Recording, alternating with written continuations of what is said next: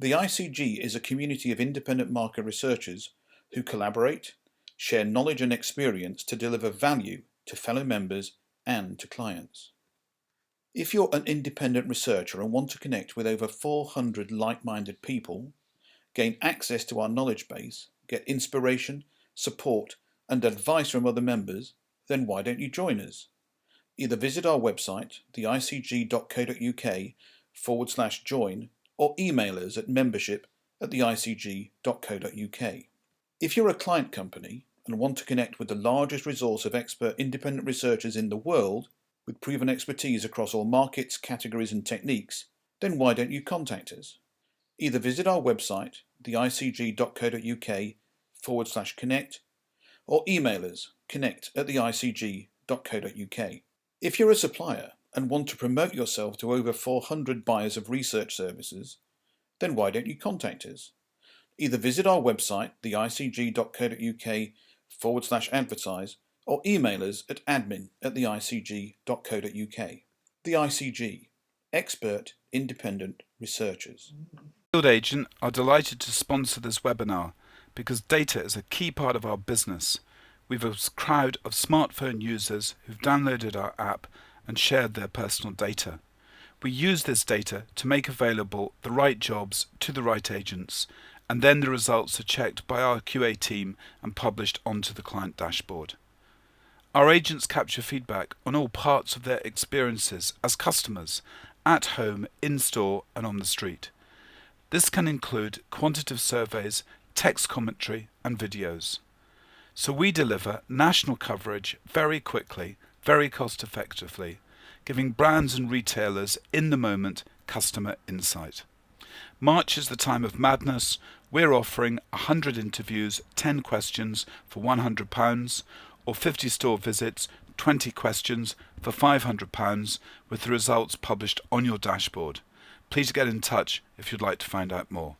Thank you. Thanks a lot, and welcome to all of you who are on the webinar. What I'm going to do today is cover off the General Data Protection Regulation.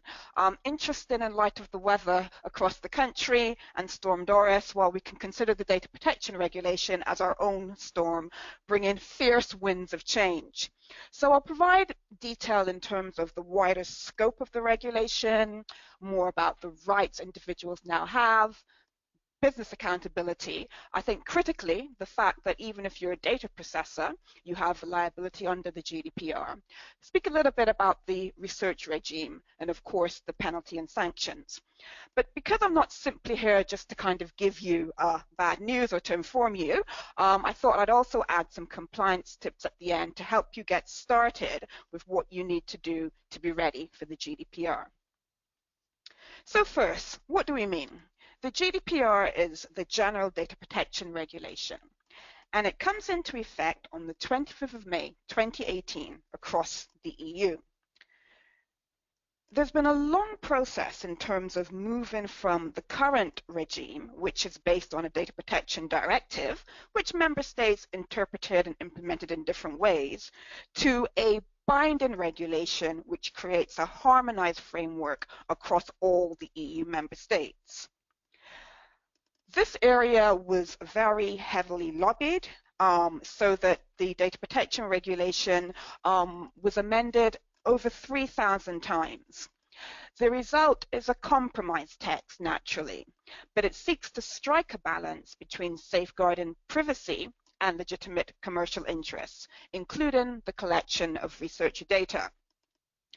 The reason for the need for reform of the data protection legislation is in light of the great, advances in terms of technological developments since the directive was introduced in 1995. And the regulation seeks to make data protection fit for a digital age and to accommodate online and mobile use of data. I mean, if we just think about how our own sector has changed over that period of time and the types of techniques that are currently used, wearables, biometric data, we can kind of clearly see how the framework and the environment has changed. So that was the background to the reform. it aimed to create a single set of rules across the EU, although, as I'll go on to speak about, there are several carve-outs which may mean this aim of having a single framework is not fully realized. Importantly, it hopes to enhance the level of personal data protection for individuals by strengthening their rights, and also to facilitate business by simplifying rules for the digital single market. But I can already hear the questions and the comments. What about Brexit?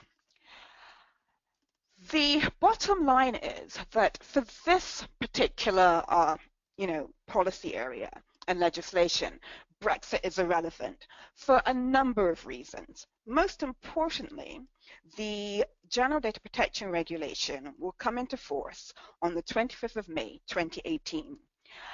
And we will still be in the EU at that point in time.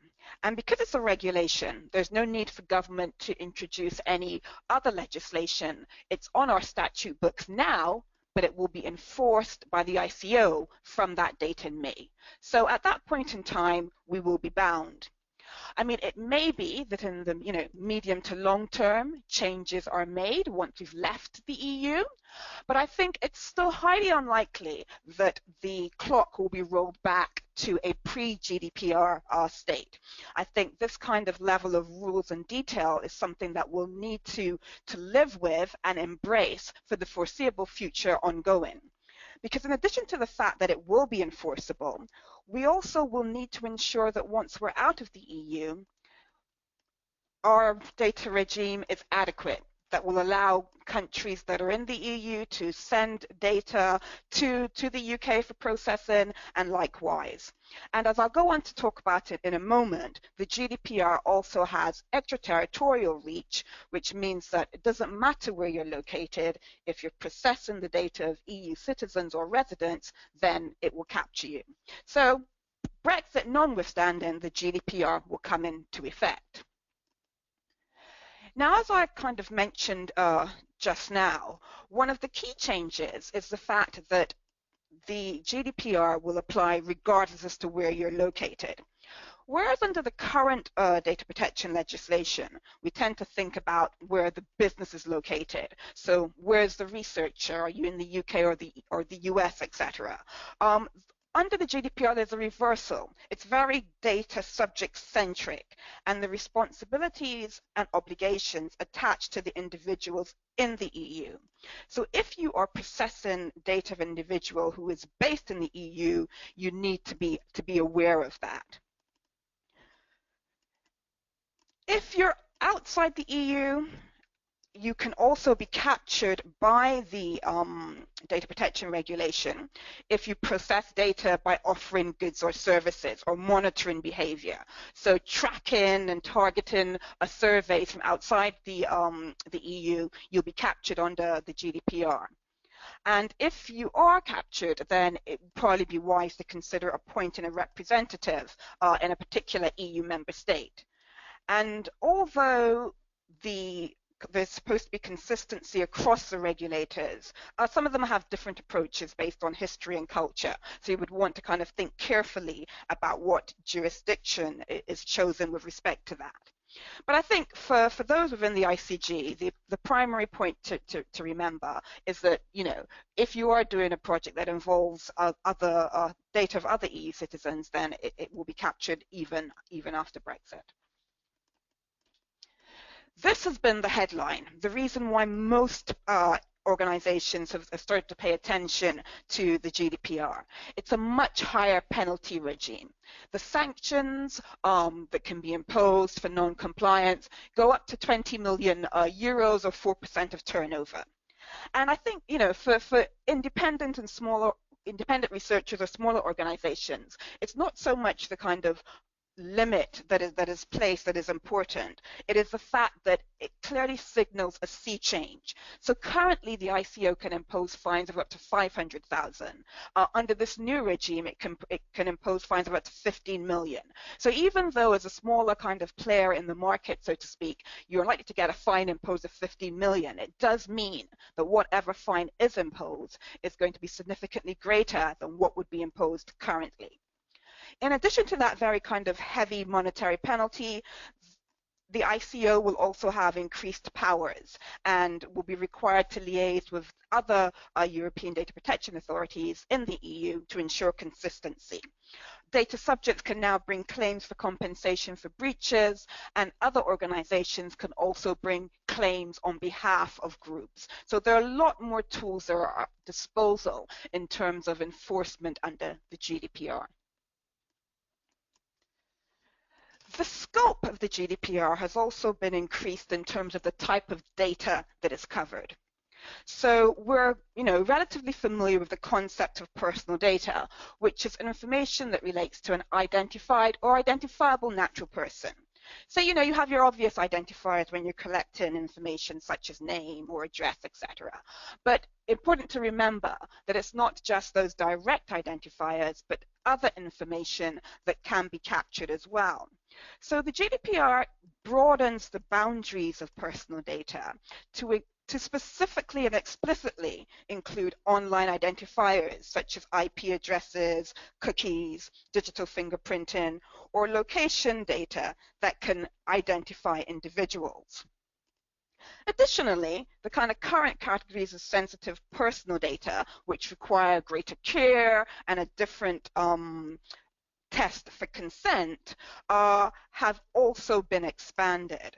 So in addition to the kind of current racial or ethnic, political opinion, religious beliefs, trade union membership, physical or mental health, sexual life, we now have sexual orientation, and also we have biometric data that's used to identify individuals, if you're using, say, photographs, and genetic data that are explicitly included within the category of sensitive data.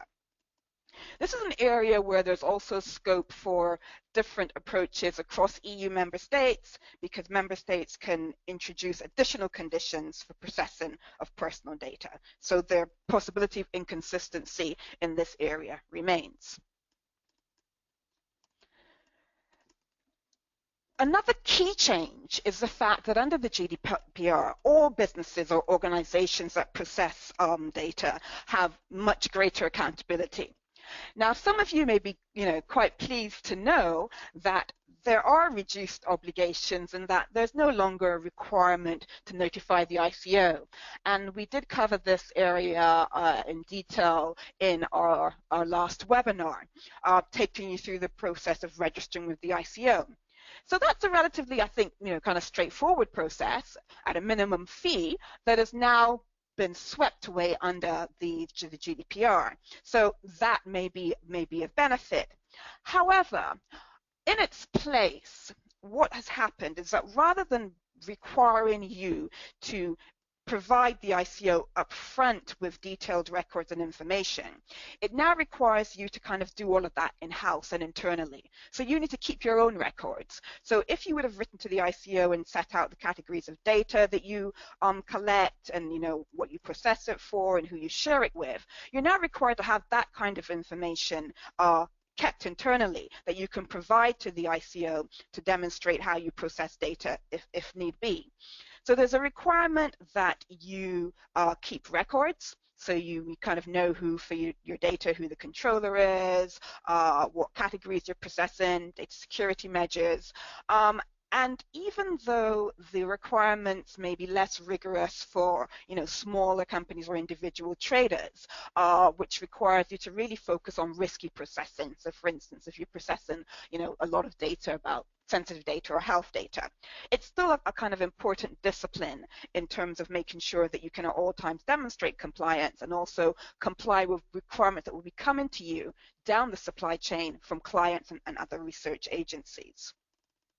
So in addition to the whole issue of requiring record keeping, there are also strengthened principles about privacy by design and default, and we'll come back to that and what that means, a requirement for privacy impact assessment for riskier activities, and a mandatory obligation to appoint data protection officers if you work in an organization that processes data on a large scale where it's a core activity. So not necessarily one that ICG members will need to adhere to, but one that you should kind of think about in terms of you yourself understanding what your compliance requirements are.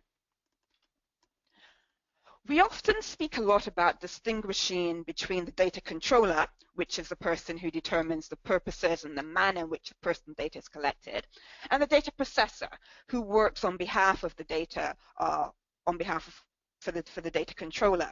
And that's been a distinction that's been quite important currently, because as you be aware, if you're a data controller, you register with the ICO. If you're a data processor, that you don't necessarily need to.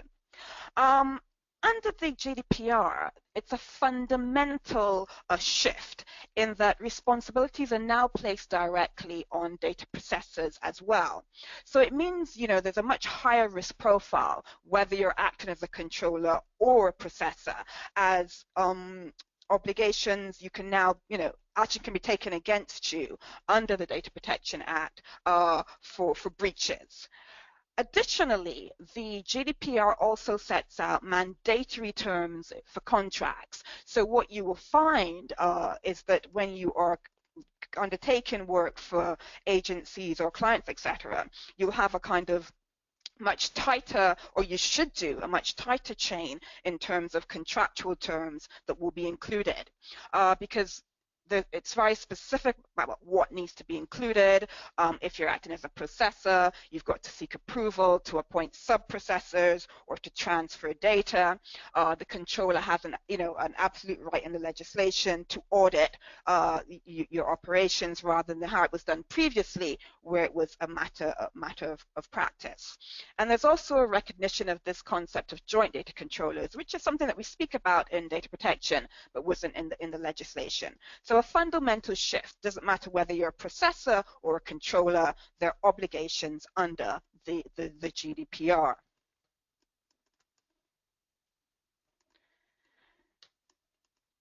Another key change is the whole issue of breach notifications. So a personal data breach occurs when there's a breach of security leading to the accidental or unlawful destruction, loss, alteration, unauthorized disclosure of, or access to personal data transmitted, stored, or otherwise processed. Now that's a quite wordy definition I've just read out, but the reason I read it out is so that it kind of stays in mind that the definition of the personal data breach is quite wide. So it includes unlawful destruction, as well as what we commonly think about in terms of breaches, disclosing information inadvertently, or what have you. So tying back to the fundamental obligation to keep personal data secure is this new requirement that if there is a data breach, you've got to notify. So you've got to notify the authorities without undue delay, or within 72 hours. And the notification depends on the likelihood of risk. So what will be the impact or the harm caused by the data breach?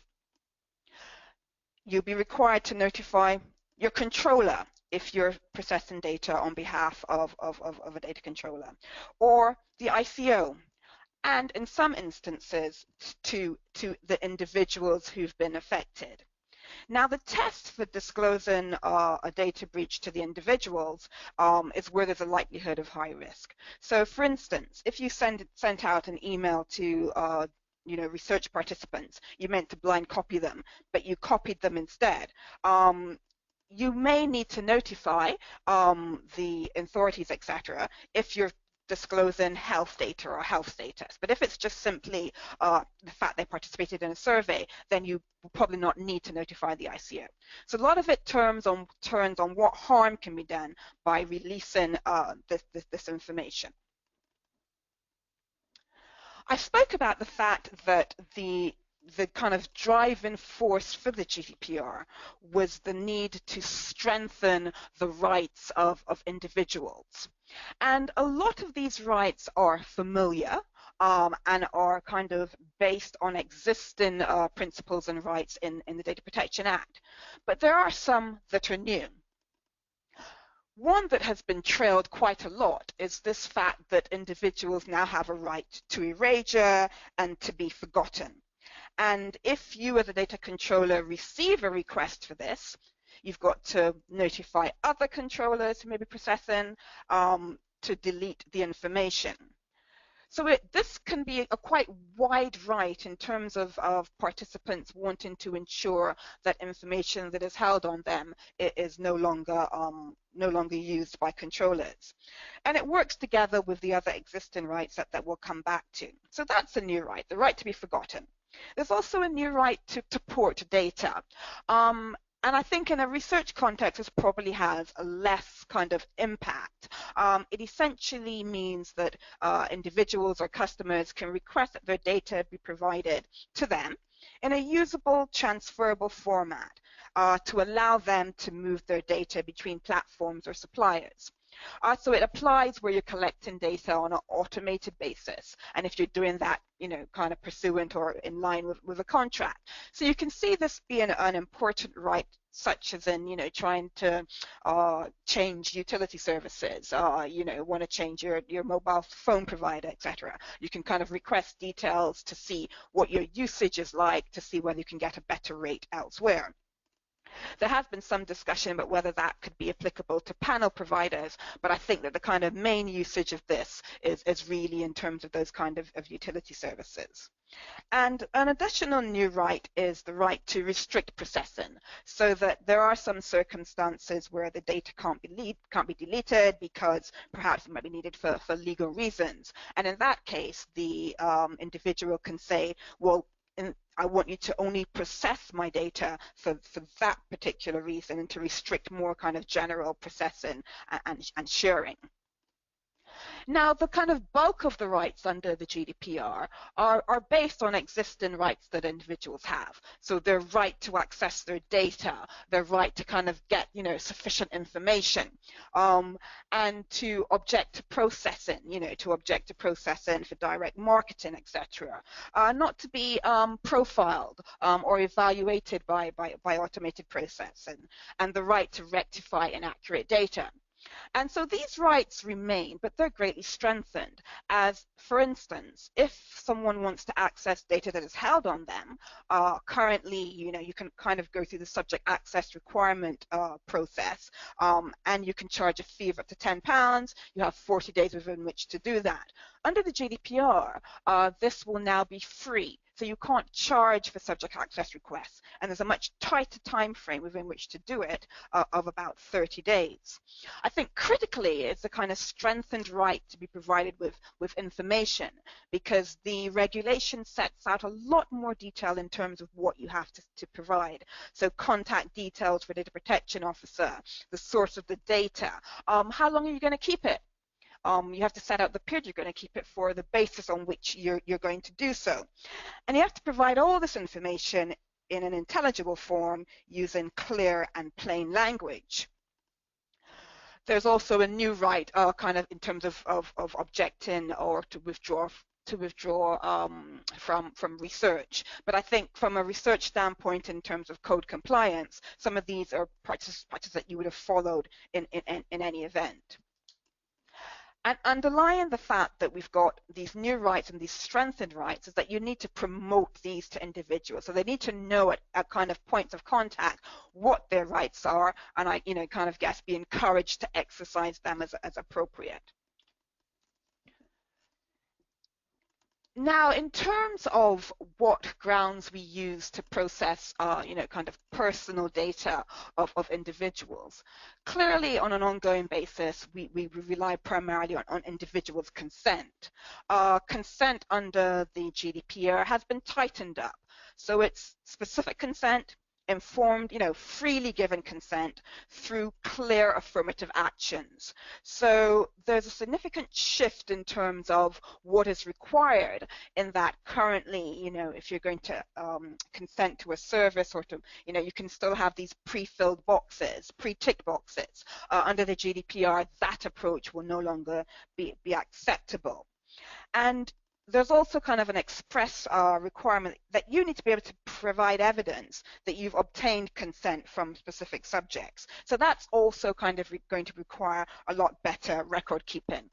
But in line with the code of conduct and how consent is normally obtained for research projects, this is probably likely to be less of an issue.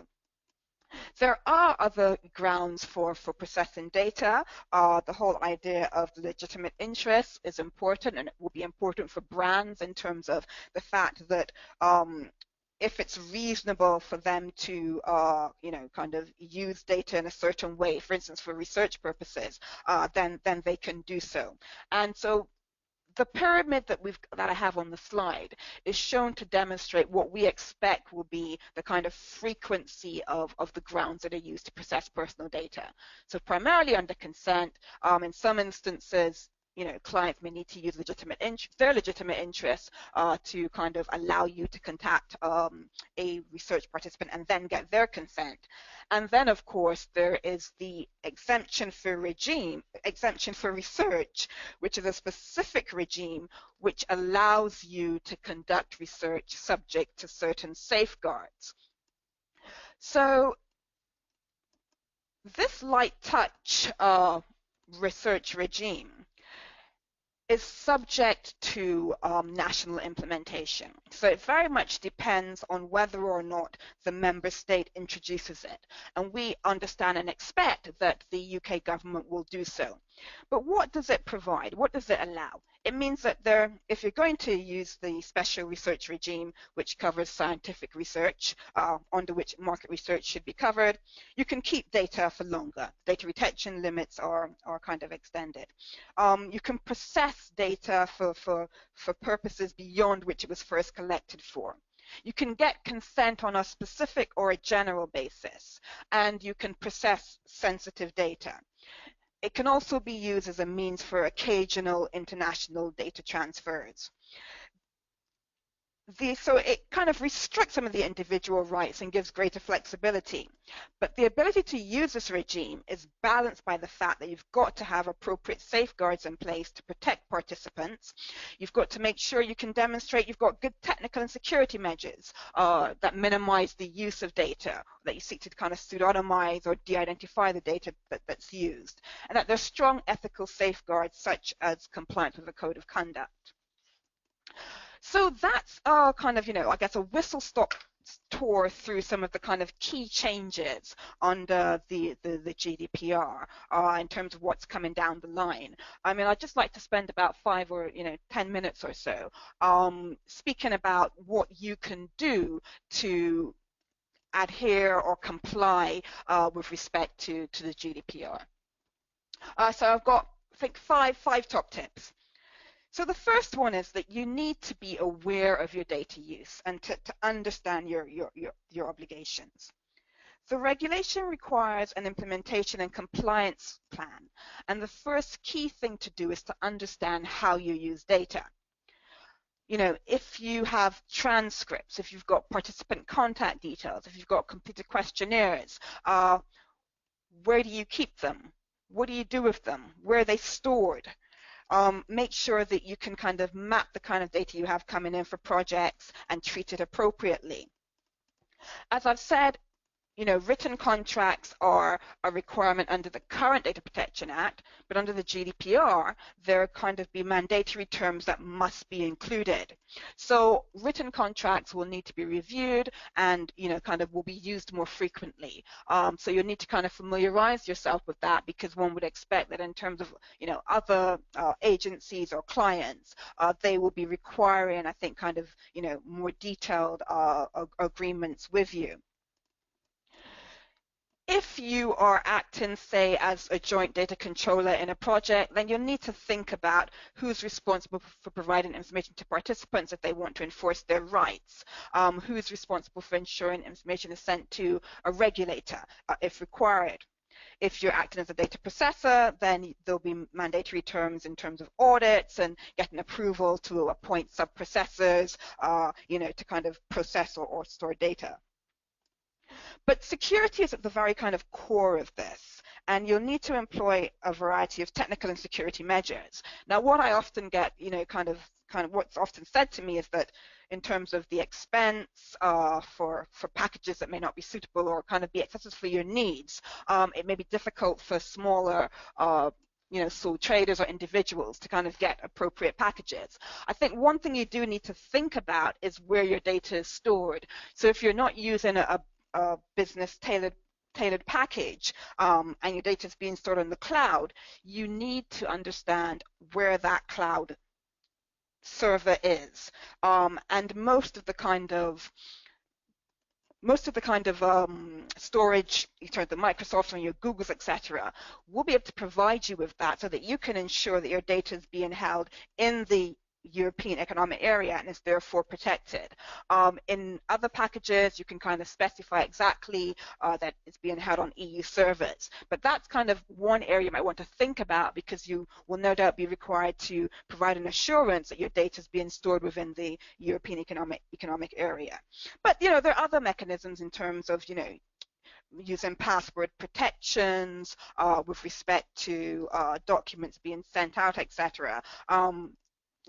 Focusing in terms of not having data on numerous devices, and just putting into place basic security hygiene. And the ICO has issued kind of useful guidance for smaller businesses with respect to how to do that. So my second top tip is the need to focus on the underlying principles under the GDPR, about ensuring that you've got privacy by design and default. Now, what does that mean? It means ensuring, for instance, that you only collect the minimum amount of information that you need. So if you're doing a survey, a project, or a questionnaire, or screening, etc., do you need gender? Is that going to be used in the research project? Check with the client and make sure you're not just collecting information by default because you always have done.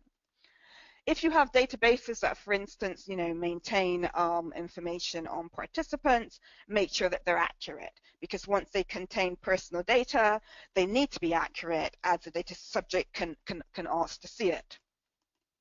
In terms of working with personal data, if you receive personal data, you want to make sure that you try to remove the identifying details, or that you kind of use a unique identifier or code, rather than kind of keeping the personal data details together with the answers to focus groups, etc., to questionnaires.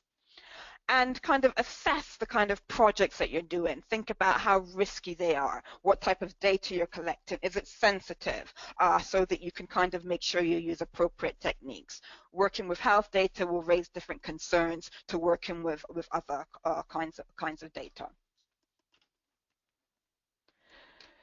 Respect for individual rights and the research participant is at the core of what we do as researchers in terms of the social contract that we have.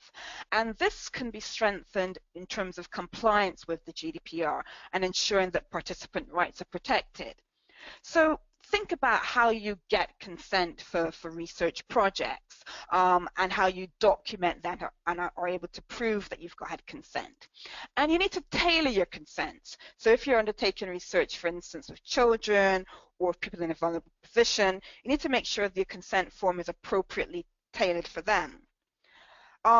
In terms of the informed consent form or a privacy policy or notice, then it needs to be written in very kind of clear and plain language.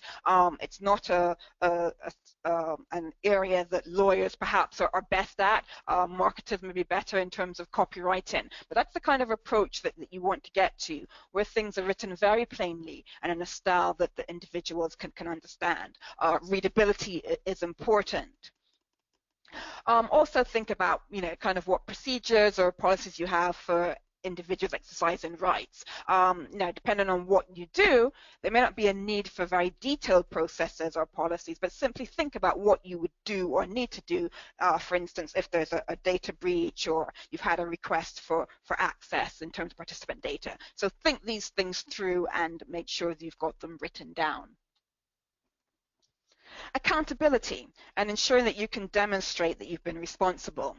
So I spoke previously about the need for you to keep records, and that's something that's a useful tool to know what kind of data you're processing and where it's stored, etc.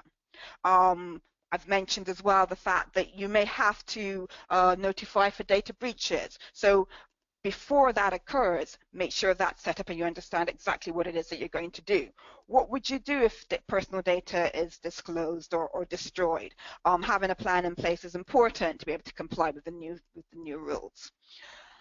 The codes of conduct also have a special role to play under the GDPR. They can be used as a way of demonstrating compliance. Now, there's a process that has to be gone through for an industry code to become compliant, and that's something that we're looking at in terms of the MRS code of conduct and whether or not that can become a certified mechanism to assist you in demonstrating compliance with the GDPR.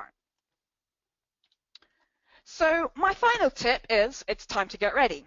I think the kind of starting point is making sure that you're compliant with the current DPA and then working forward to compliance with the GDPR. Compliance isn't just a kind of tick box affair. It requires a kind of real shift in terms of your thinking and making sure you're placing privacy at the core of what you do and how you undertake projects. So review, your kind of existing arrangements. Understand how you currently use and store your data. Look at contracts and procedures to see if they can be amended. Commit to data protection by design and default. So consider it when you're kind of proposing new research projects, so you can demonstrate that you've considered the privacy issues and the project has been strengthened in such a way that it takes that into account. So by limiting the amount of data collecting or by making sure that you de-identify data at the earliest stage. And retain and store personal data for only as long as you need it. But certainly kind of embed that shift in your processes and your thinking to make sure that you will be able to have and be able to demonstrate a robust protection of personal data. I mean, there's a lot that needs to be done, not just by the research sector, but by other organizations in terms of coming to grips with what the GDPR requires. So, kind of keep up to date through ICG, through MRS, and through the ICO. We're providing, tailored information to help members and research practitioners understand fully the implications of changes in the personal data framework and to guide them as to where they need to go with respect to that. In terms of MRS members, if you're a member, we've got a new series of GDPR in Brief, which aims to provide data protection information in a quite accessible format. We've got 3 current publications which outline the changes in the framework, provide a compliance checklist, and sets out the obligations of data processors. And we'll be providing additional information as we go through, looking at how researchers can design an appropriate informed consent form, assess risk, and other matters. But certainly kind of keep up to date with information that's available there, and the ICO also has a very good kind of GDPR hub, which provides a lot of information that's useful for smaller businesses and organizations. Thank you. Okay, now, first question I've got is from Muriel Esposito. In fact, I think she asked a couple of questions. So I think the answer is yes, but please can you clarify, are you saying it is no longer necessary to register as a data processor with the ICO? I assume the answer is yes, it is no longer necessary, is that right? That's correct. You no longer need to register after the 25th of May 2018.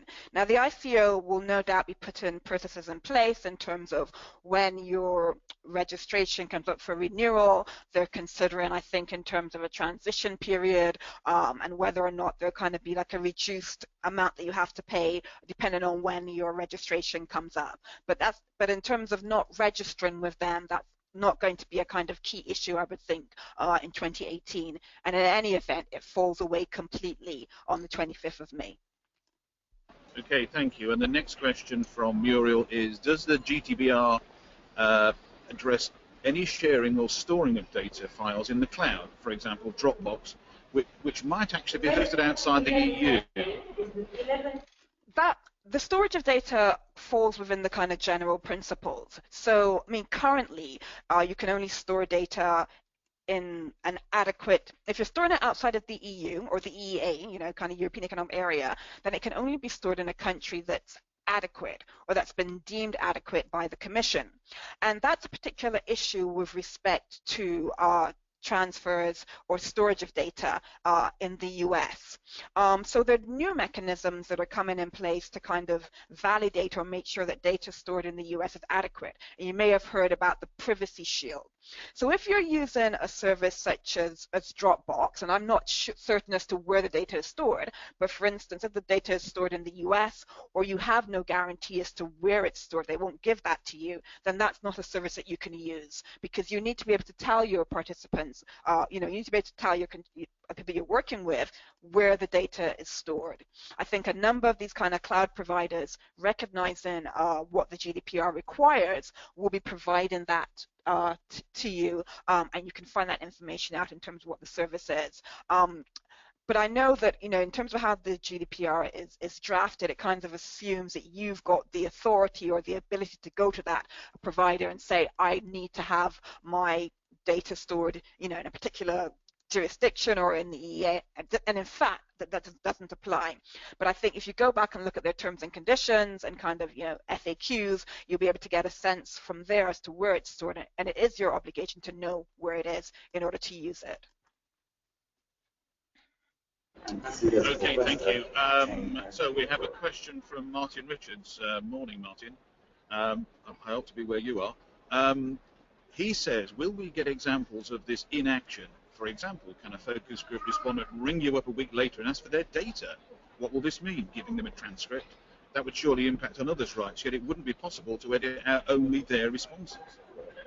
I mean, well, there are exemptions in terms of how that currently applies, and if you get a subject access request, it doesn't mean that you provide information on other individuals. If you've got a legitimate reason for not providing it, for instance, it's going to cause harm to others with respect to that, then that's fine. You can kind of detail that. So the ICO subject access request in their leaflet will kind of detail that and provide you with a kind of way to respond to that or a way to think through it. So it's not provision of information at all costs, but certainly you'd have to have an appropriate reason for not being able to provide that information to them. And in terms of whether or not we can get examples, I mean, that is something that we can probably seek to include in terms of how we provide guidance, in terms of dealing with a subject access request for a research project and the kind of things that you might want to understand. So I'll kind of put that on my wish list of information that researchers find useful. Well, there's another question. This is from Nanda Marchant. She says, do you think in due course the MRS will provide any standard templates or forms of words that could be used for respondent permissions, etc.? We're deciding how to approach this. I mean, this is something that comes up quite a lot in terms of getting consent. So we will provide either an informed consent template or a checklist as to what you need to include. Just need to be very conscious about kind of, providing legal advice as opposed to guidance. So certainly at a minimum, what we will develop is a checklist for making sure that you've got an informed consent appropriately done. Okay. Another question from Muriel. Is the sending of recordings of focus groups to clients outside the EU now an issue?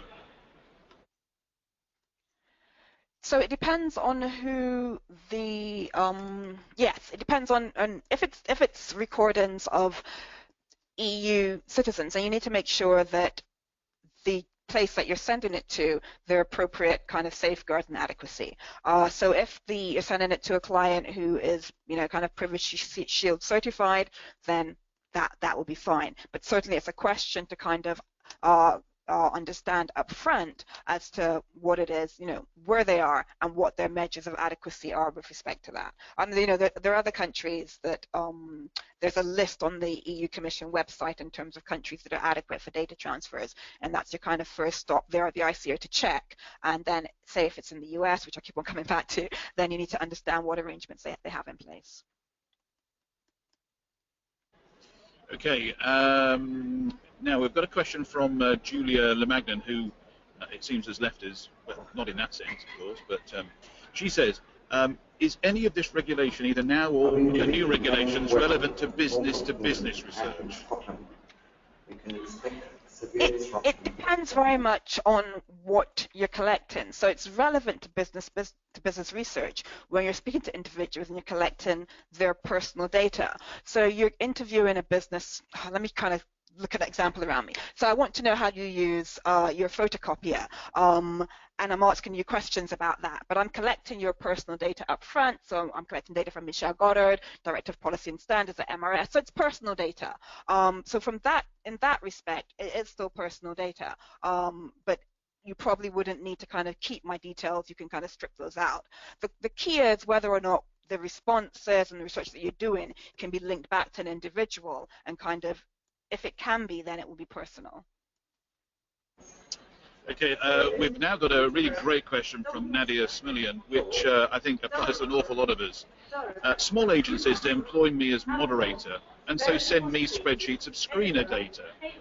What are my responsibilities in respect to this? Well, okay, so you make sure that in terms of when you set up your processes so that you require that these be sent to you in a secure manner. So, you know, kind of just a password protection, I suppose. So they send you the file, they send you the password separately. Then you kind of utilize the data as you need to for the project, and then you delete it. And you let the kind of company know up front that it will be deleted following the conclusion of the focus group. So you don't hold on to anything that you don't need, and make sure that you inform others as to what you're doing with it. If there's a need to keep it, then fine, you keep it and you kind of treat it securely. But my advice would be that you just kind of use this kind of stuff as and when, and then get rid of it as soon as possible. Okay, we've got a question from Liz Montgomery. Hi Liz, thanks for your comment. Gosh, it's noises here. Anyway, I'm going to try and ask your question. It's a general question. I continue to be shocked by how many clients and recruiters don't even do the basics of password protection of sample or recruitment sheets. How do we really drive through the importance of this to all parties? By doing, I suppose, I mean, I understand, you know, it's a kind of, it's constant kind of knocking at the door. You know, kind of information awareness. MRS is kind of working with recruiters to kind of provide more information with respect to data protection obligations and information. Just simply kind of getting the word out, and then I guess on your basis, it's kind of setting out what you expect and what you would expect to see in terms of how it's treated with respect to that. But I do recognize that it is a kind of wider, you know, kind of industry, I guess, obligation, and MRS is trying to kind of take that on board and do events that kind of target different groups with respect to how the importance of keeping the data secure and using it responsibly. So, a question from Toby Collins. Is there somewhere where there is a list of minimum tech requirements for standard research practices? For example, sharing focus group respondent lists from recruiter to agency, Excel password protected or encrypted, emailable, or do I need a secure FTP site? Again, very good question. We haven't developed a list in terms of a research-specific list in terms of security obligations. As I said, the kind of ICO has some guides in terms of security, which is targeted at kind of smaller organizations, and that would be a useful starting point. It is something that we can kind of look at and seek to adapt to the research sector, so that I guess kind of using the ICO recommendations and taking into account the kind of data that's exchanged by researchers, put in suggestions or recommendations about what to do. That's something I can kind of certainly do, I think, in terms of FAQ as opposed to a kind of big, large guidance document. But certainly use the ICO as a starting point for information on that. Okay, we've got a question from Richard Rothwell. Do I require specific authorization from a data controller to carry out market research? I'm not sure that I understand. It depends. Are you kind of, whose data are you using? Are you using a data controller's? I'm not sure. I'm not certain I understand the question. If you're using a data controller's, yeah, maybe. Okay, let's say that I'm a data controller. I have a list of customers, let's say. Yes. And then we're going to be carrying out some market research with those customers.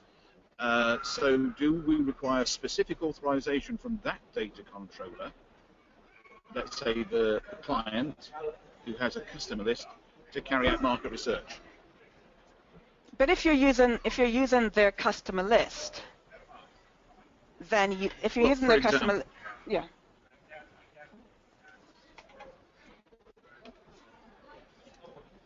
Security personnel tour this station 24 hours a day. So you still there? Yeah. Yes, sorry. Yes.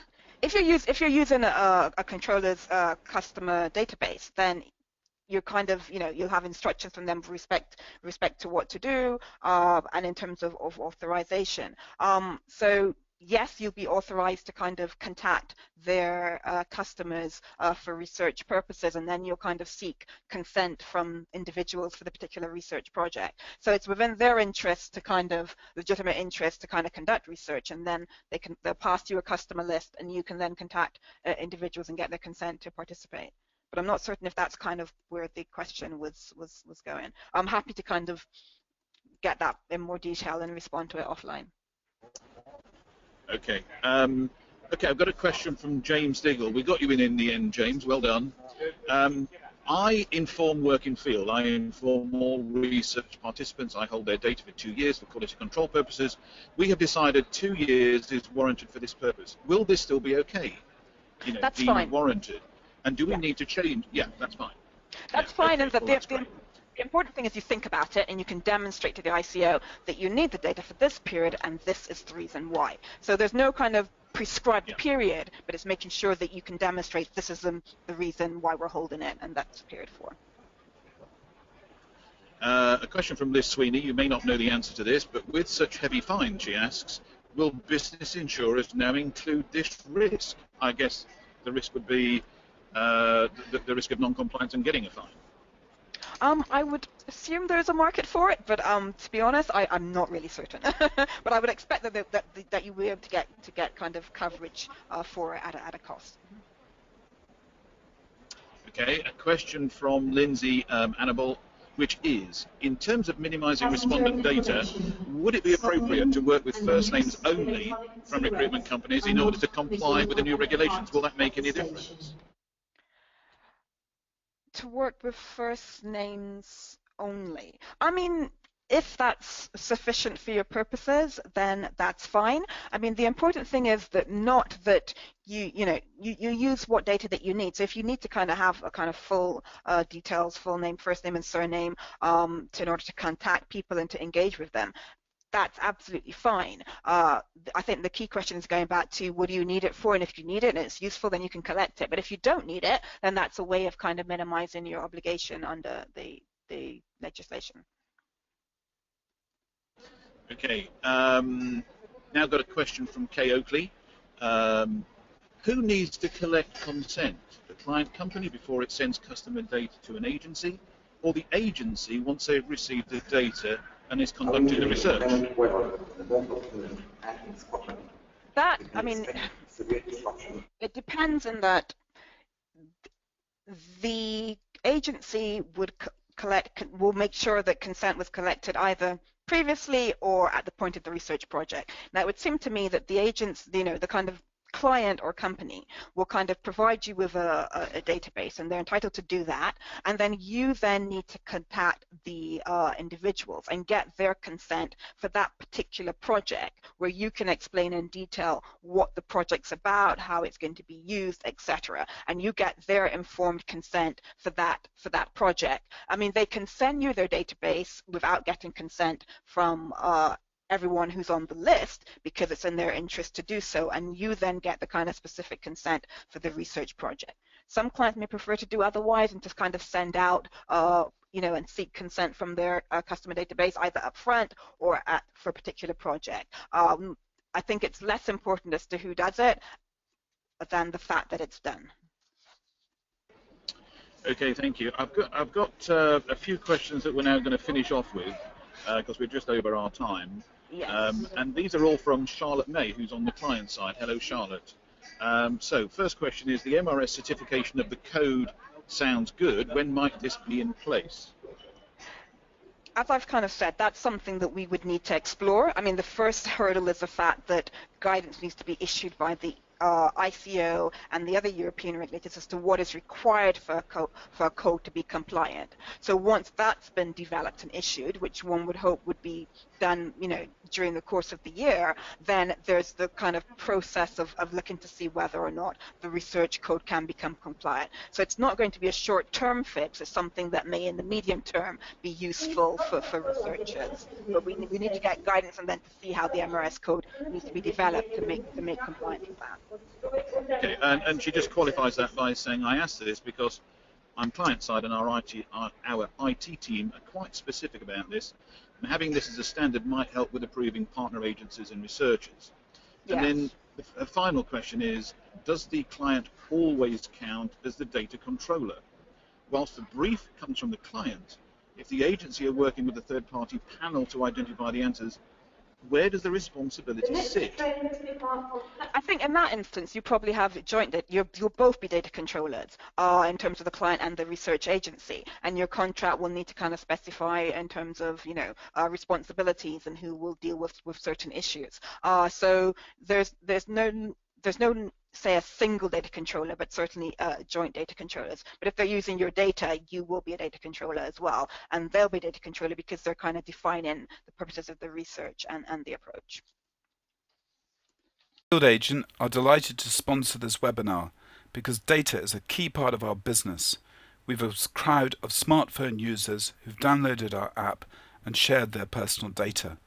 We use this data to make available the right jobs to the right agents, and then the results are checked by our QA team and published onto the client dashboard.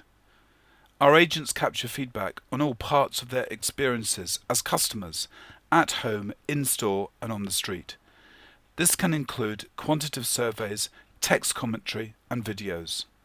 So we deliver national coverage very quickly, very cost effectively, giving brands and retailers in the moment customer insight. March is the time of madness. We're offering 100 interviews, 10 questions for £100, or 50 store visits, 20 questions for £500, with the results published on your dashboard. Please get in touch if you'd like to find out more. Thank you.